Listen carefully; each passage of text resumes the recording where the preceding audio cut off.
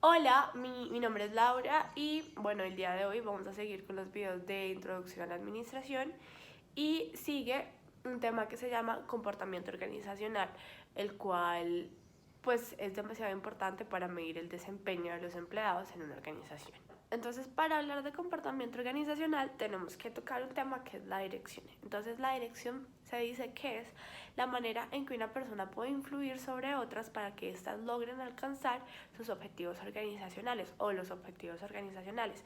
Y se pueden hacer de dos maneras, por la toma de decisiones o por el comportamiento organizacional. Entonces, ya teniendo en cuenta de dónde nace el comportamiento organizacional, nos dan un concepto. Entonces, el concepto es el análisis de las acciones que realizan las personas en el ámbito de trabajo o en el ámbito laboral.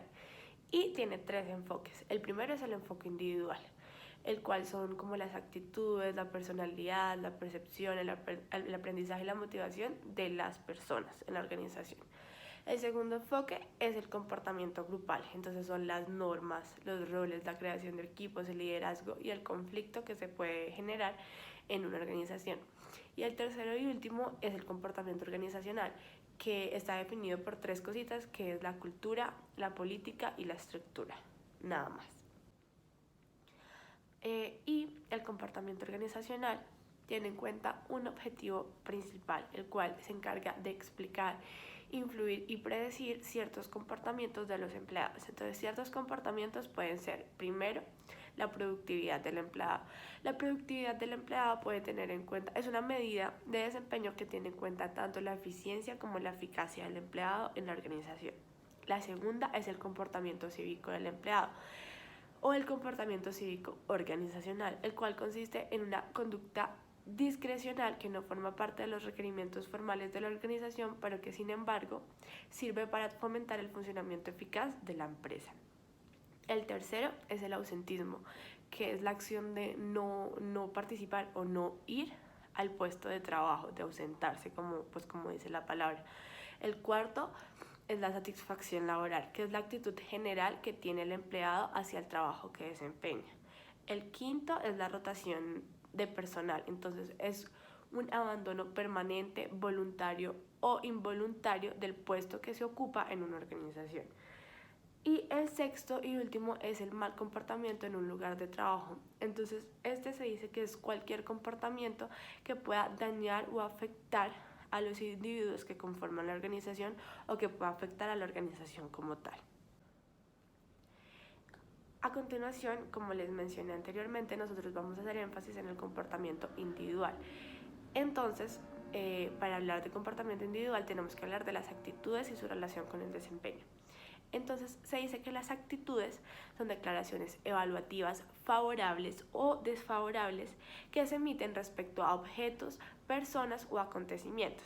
Y en cuestión a la administración pueden ser de cuatro categorías. La primera es la satisfacción laboral, la cual se dice que es la actitud general que tiene una persona respecto a su trabajo. La segunda es la participación laboral. La tercera es el compromiso organizacional que presenta un empleado con su trabajo. Y la cuarta es el involucramiento que puede llegar a tener un empleado, como la conexión con en lo que se desempeña en la organización. De igual forma, la actitud tiene componentes y son tres. El primero está relacionado con la cognición, que son las creencias que tiene el empleado cuando ingresa a la empresa. El segundo componente está relacionado con el estado afectivo, es decir, lo que siente como su estado de ánimo al momento de desempeñar la labor en la que está trabajando. Y la cuarta y última es la conducta, es decir, como la intención que tiene este empleado. Ahora vamos a hablar de un fenómeno que sucede en el comportamiento individual y en las actitudes de los empleados, que se llama la teoría de la disonancia cognitiva. Textualmente en clase nos decían que esto quería decir como una incompatibilidad o una inconsistencia entre las actitudes o entre los comportamientos y las actitudes. En palabras más informales, esto quiere decir pensar una cosa y hacer otra totalmente diferente. O sea, es como tener completa incoherencia entre lo que se piensa y lo que se hace. Entonces, un ejemplo de esto es ahorrar. Entonces, yo me propongo ahorrar el 50% de mi sueldo. Eso es lo que yo pienso. pero resulta que yo me gasto ese del 50% me gasto un 45% en ropa, en rumba, en comida, en, no sé, en viajes.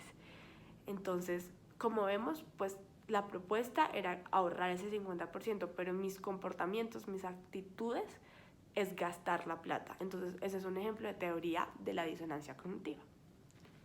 Que nos pasa, la verdad creo que nos pasa a veces, no, espero que no tan seguido, pero a veces nos pasa. Y el último tema que vamos a hablar hoy es la comunicación. Bueno, para mí la comunicación, independientemente de la carrera que uno estudie o el trabajo en el que uno se desempeñe, es muy importante porque pues primero se encarga de transferir información y segunda de comprender significados. Entonces sin la comunicación pues no vamos para ningún lado. Pero en el ámbito pues de la gerencia es extremadamente importante porque se dice que los gerentes más eficaces o los mejores gerentes son los que tienen como una comunicación más efectiva con todos los empleados de su organización. Asimismo, el gerente no puede tomar decisiones sin información y esa información pues debe transmitirse. Y asimismo, cuando uno toma una decisión, pues esa decisión también tiene que ser comunicada con el resto de empleados de la organización, porque pues si no se transmite nadie va a saber qué cosa se decidió. En la comunicación existen pues digamos dos formas. Entonces está la interpersonal, que es de una persona a otra, y la organizacional, que son los patrones, redes y sistemas que se utilizan en una organización para comunicarse entre las personas. Bueno, con respecto a la comunicación interpersonal, dicen que pues para que sea efectiva se tienen que cumplir como tres aspectos importantes. El primero es la comunicación no verbal, pues en una organización se pueden utilizar como correos o mensajes de texto, algo que no necesariamente sea conversado o hablado. El segundo es el lenguaje corporal, o sea, el cuerpo de uno que está expresando al momento de hablar. Y el tercero y último es la entonación verbal. A nosotros nos han dicho que el tono de nuestra voz pues nos puede ayudar como en cuestiones de liderazgo o de orientar a las personas. Y pues de igual forma también se presentan ciertas barreras. Entonces está como las emociones, que a veces las emociones nos dan una mala jugada al momento de expresar lo que queremos decir. La sobrecarga de información, que es que no manejamos ciertos filtros cuando vamos a decir algo, sino que lo decimos como de manera exagerada. La actitud defensiva, que hay veces uno se expresa como de manera altanera, de manera grosera. El lenguaje, que uno tiene que utilizar un lenguaje formal más no informal. Y por último está la cultura nacional, que también pues dependiendo de la cultura uno tiene que manejar cierto tipo de comunicación. Bueno, y para que se superen estas barreras en la comunicación interpersonal, pues nos dicen que también hay unos pasos o unas cosas que uno puede hacer. Entonces la primera es mostrar empatía con la persona con la que uno se está comunicando. La segunda es no interrumpir, que es algo que muchos colombianos yo creo que hacemos cuando alguien está hablando, que mantenemos como interrumpiendo. No, pues eso es algo que tenemos que quitar de nosotros.